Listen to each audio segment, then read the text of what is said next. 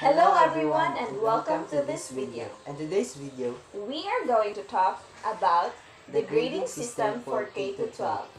The grading system of K to 12 in mathematics. Turn your volume high and let's learn together. K to 12 program is supported by Republic Act No. 10533. This Republic Act is proposed by Senator Lauren Legarda and approved in May 15, 2013. An act enhancing the Philippine basic education system by strengthening its curriculum and increasing the number of years for basic education, appropriating funds therefore and for other purposes.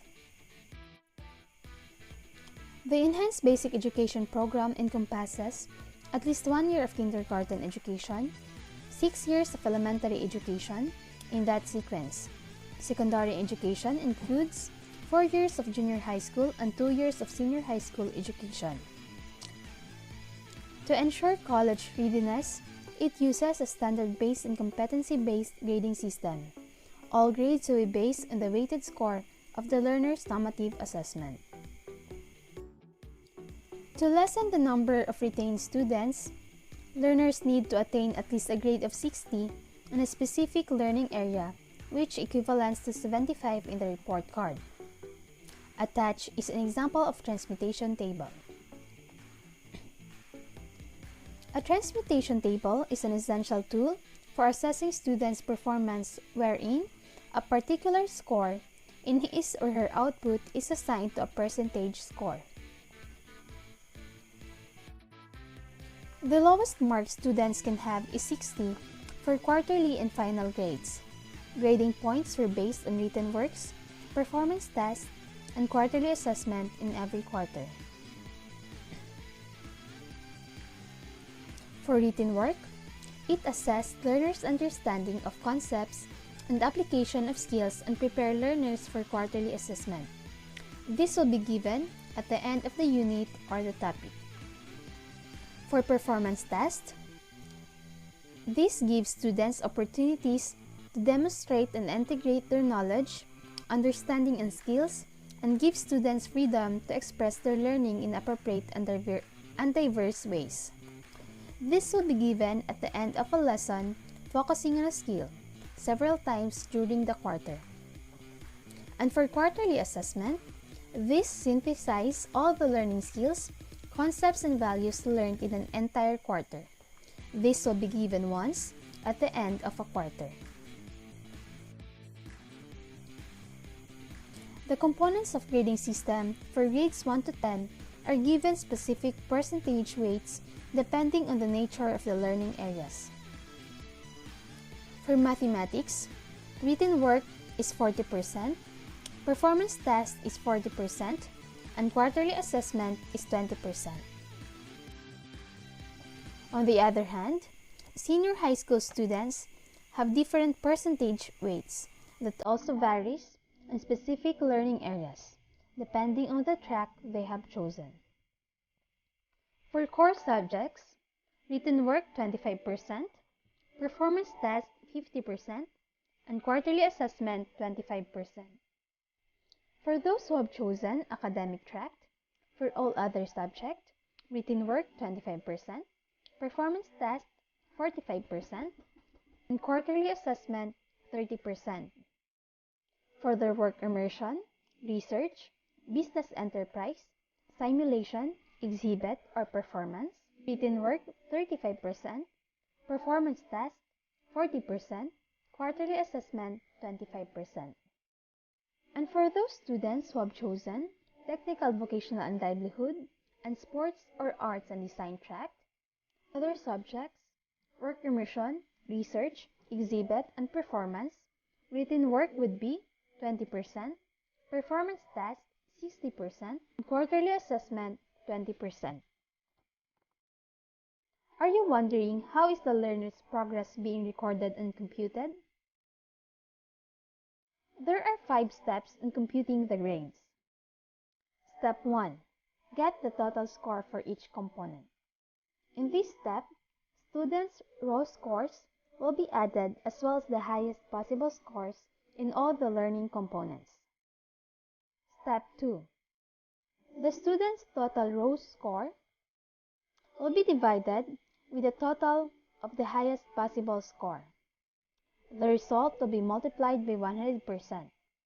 The process will be followed in all the components. Step 3. Convert the percentage scores to weighted scores. To do this, you need to multiply the percentage score with the weight indicated for every component.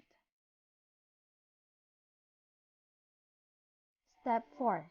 In this step, you need to add all the weighted scores from the three components, which are the written work, performance test, and quarterly assessment. For student 1, the written work is 36.25, performance test 33.33, and quarterly assessment, which is 16. The total is 85.58. So, the initial grade of student 1 is 85.58. Step 5. This is the last step. For this step, we are going to use the transmutation table shown in Table 1. The initial grade of student 1 is 85.58. The equivalent of it in the transmutation table is 90. Therefore, student 1 quarterly grade in mathematics for first quarter is 90. We have just learned how to compute quarterly assessment grade. Now, we are going to compute the grade for the end of the school year. To compute it, you just need to add all the quarterly assessment grades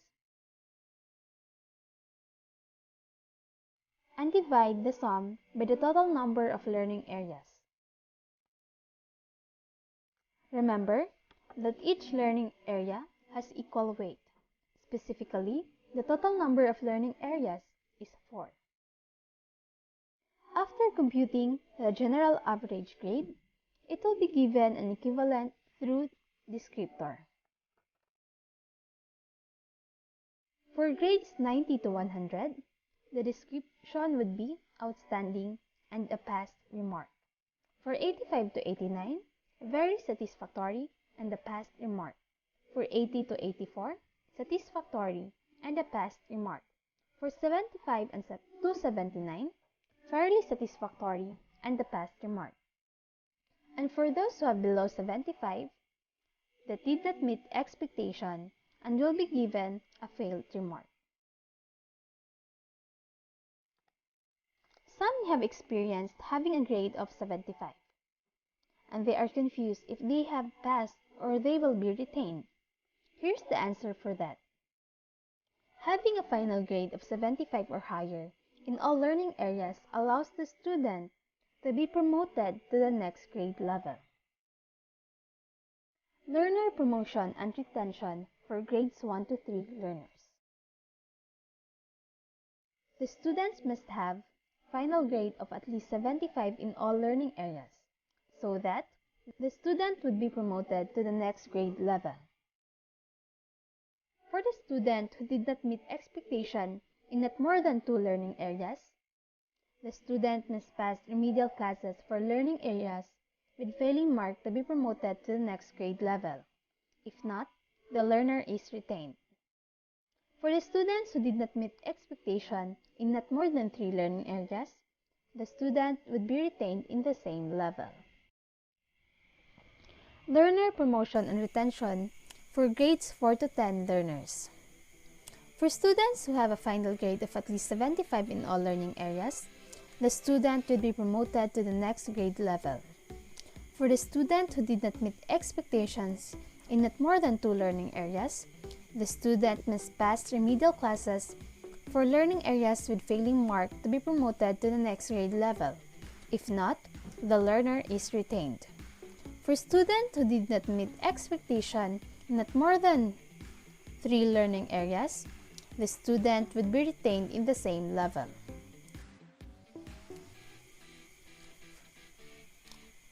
The student who passed all learning areas in elementary would receive elementary certificate, and would be promoted to junior high school. For students who have passed all learning areas in the junior high school, the student will earn junior high school certificate and will be promoted to senior high school. If the student have undergone remedial classes because he or she did not meet the expectations in not more than 2 learning areas, his or her final grade would be recomputed due to the remedial class being given. To compute it, the remedial class mark will be added to the final grade, then it will be divided by 2. The result will be the final grade of the student. That is why, if you are given remedial class to pass the subject, you must do your best because it will create big impact to your final grade. So, for student 1, his final grade is 73 and his remedial class mark is 85. 73 plus 85 equals 158 divided by 2 is 79. 79 is the computed final grade of student 1. To support this matter, the teacher of the remedial class issues the certificate of recomputed final grade, which is noted by the school principal, and this will be submitted to the division office and must be attached to both Form 137 and School Form number 5. We hope that our video answers your questions about the grading system for K-12 and that it helps you understand its concepts. Thank you so much. Happy New Year and God bless us all.